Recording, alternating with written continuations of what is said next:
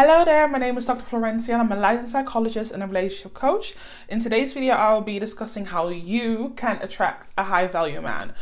And no, it's not going to be the typical, you need to be more feminine, you need to do this and you need to do that and you need to, all of that stuff. That is not going to be this video.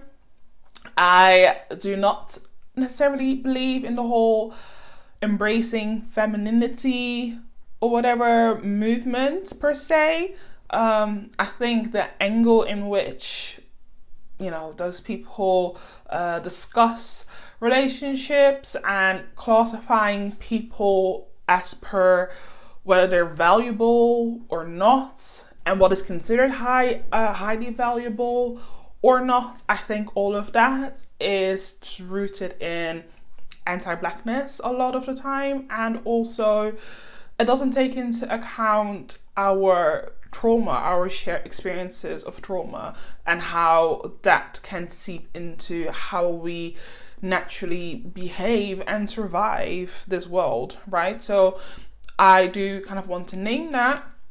However, there are definitely things that you can do to attract the man or the type of man that you want. So before I go into the details of things, I just want to explain what I do. So I help modern day high achieving women change their unfulfilling relationship and dating habits and provide them with psychological and trauma informed tools to create the relationships that they desire. So how this came up was when I was having a discussion with a client, and she basically was like, I really want to attract a high value man. I want to attract someone who is well off, who's got his stuff together, who is highly educated, who's going to look after me, but I just feel inadequate. But I feel quite shy when I'm around those kind of men or those type of men. I just don't feel comfortable when I'm around them. So when we explored a bit further and I asked, well, what is it that makes you feel uncomfortable around these men? Right? Because they're just humans at the end of the day, right? Like, so what is the problem? He said, well, actually, when I think about, what they've achieved in life, like for instance, their education level or, the type of career that they have, and I examine my own life, I feel quite inadequate in comparison to them. So therefore, I then feel very nervous and uncomfortable interacting with them. So that made me think, okay, that is interesting. Why this is important to note is that although I am not necessarily, endorsing the femininity movement, I think it can be harmful, in some ways. However, one thing that most femininity gurus do speak about is energy, right? And I would agree in the sense that if you feel inadequate about yourself, if you are lacking in confidence, if you lack in self-worth, that is an energy that you then give off of towards the other person, and the other person will pick up on that, and that then repels them. So, for example, like there was a point in time when I was incredibly self-conscious and insecure about the way that I looked and whatever else because of my childhood experience of experiencing bullying, having an abusive mother, being in quite abusive situations growing up. So as an adult, I actually walked around with a lot of shame and a lot of trauma, and I had a very distorted view about myself. Now, I wasn't necessarily highly conscious of it, like on a surface level, but on an unconscious level, I was incredibly insecure, and that then made me either behave in a certain manner or have a certain energy about myself that invited quite predatory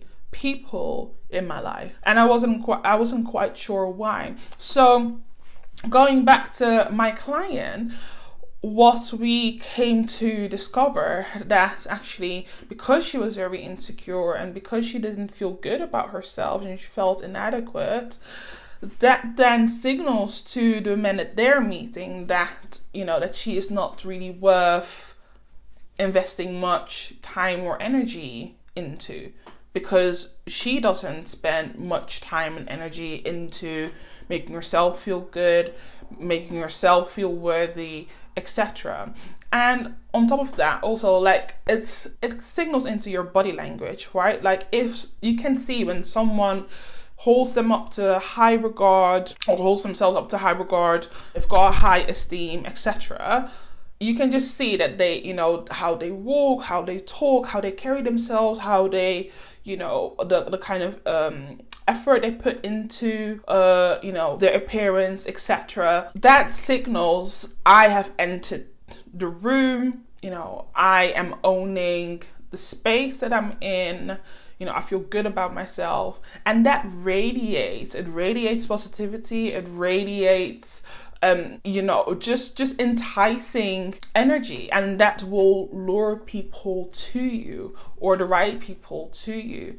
But if you don't have high esteem of yourself and you don't feel very highly about yourself, that you actually feel, inadequate in the room, it will show in your body. So people will pick up on that, whether you like it or not, or whether you are aware of it or not. And secondly, as we continue to explore again their self-image, what also then came to the fore was she didn't necessarily feel in control when she was interacting with these men, right? So if you want something, you need to make it a priority, and not just make it a priority, but you need to put action behind what it is that you want, right? So if that is a man that you want, or if that is a man that you're interested in, you would need to put in action, tangible actions to make it happen. So starting off, as I always say, start off with yourself.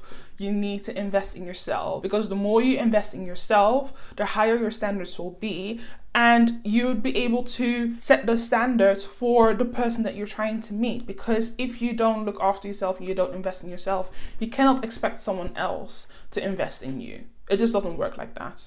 So start off with yourself first. When you do engage with these men and you do find them attractive and you do want to start dating them, etc., you have to make your standards known, right? So you are taking actions and showing what your standards are, but you also have to actively communicate with them what it is that you're expecting, what it is that you want, so that they know what it is that you want. It's just that simple. Men are not mind readers. I am not a mind reader, despite me being a psychologist and a therapist, and I've been doing this for years. I'm not a mind reader. So if someone, or if my client doesn't tell me what it is that's going on for them, what it is that they want help with, then you'll make my job very difficult, okay? So same goes for when you interact with a man that you're dating, or a man that you're trying to, that you're speaking to or in a relationship with. You need to communicate what it is that you want, and you also need to know what it is that you want. So again, that ties into invest in yourself first, because as you invest in yourself first, you'll know exactly what it is that you want, what it is that you can tolerate, what is it that you can't tolerate, what is it that you can create space for, what is it that is non-negotiable for you, and then you can negotiate as and when it's appropriate and as and when you see fit. I hope this helps, guys. It's a shorter video, but yeah, let me know in the comments. Just drop a comment below. Can you relate to the case study? Can you relate to not feeling good enough for high value men? And what did you do? Have you tried anything to change it so far? Let me know in the comments. And before I go, you can download my free workbook. It's available at thepowerofpause.info/workbook. I will link the website below in the description box. But once you go onto the website, all you have to do is put in your name, put in your email so I can ping it over to you. So basically, if you are seeing someone or you're in a relationship with someone and you are noticing questionable behaviors, but you're not quite sure what to do about that just yet, and you keep wondering whether you're overthinking or whether you're too demanding or whether you're too needy or whatever, I want you to pause and use that workbook. Fill out that workbook, go through the exercises. I will guide you step by step what you need to consider and what you need to do. And if it turns out that he isn't really the one for you or isn't really right for you, then you know what to do. Right? Try the workbook. Let me know how it goes and what takeaways you got from that. And then I will see you in the next video. Bye bye.